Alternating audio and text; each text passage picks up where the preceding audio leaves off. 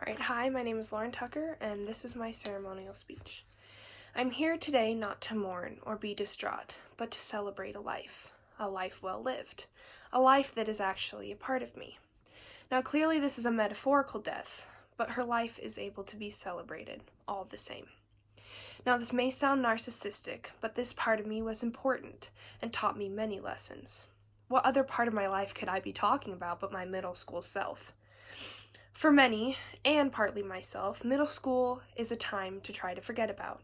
We think about the decisions that we made and then try desperately to push them out of our minds. Surprisingly, though, my middle school self actually altered the course of my life now and taught me two important lessons: to trust my gut and know that everything happens for a reason. At 12 years old, my middle school self informed my parents that going to public middle school was not in the cards. She was stubborn and resolute with her ideas. Looking at options, my middle school self decided to go to 5 Mile Prairie School, a homeschool that only met twice a week. On top of that, it became the clear and only option was to take classes a year ahead. Now, this was cause for some pause, some concern, some hesitancy. Could she do it? Could my middle school self take on what was sure to be a colossal load? Yet she still stood strong, a pillar in her sea of destruction. A short time later, she enrolled at 5 Mile Prairie School. She trusted her gut, silently hoping it would pay off the way she somehow knew it would. She started classes, but at the 8th grade level, not 7th. Trusting her gut yet again, she took on the role that had the ability to tear her down, but she did not waver. Because of that, she was forced to skip a grade the next year, immersing her fully in a culture that she did not feel prepared for, similar to the feeling that most of us had when we stepped foot on campus as new freshmen. So she skipped a grade. So what? And I would agree with you if it did not cause a cascade of changes that molded who I am today. Because of this trust your gut decision, she was bumped to a grade where the friend selection was much better. Now, this is all relative, but supportive friends can help you along any journey.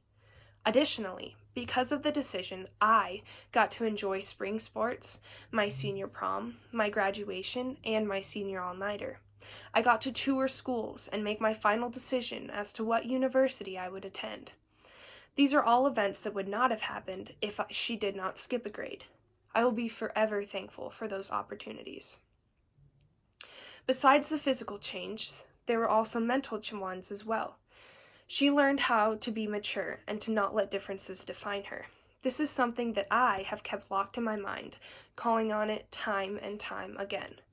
There have been so many times that I felt unworthy to be amongst those who are older than me. But then I remember how hard my middle school self worked to get me to where I am today. Her memory is sometimes the only thing that fuels me, and how effective it is.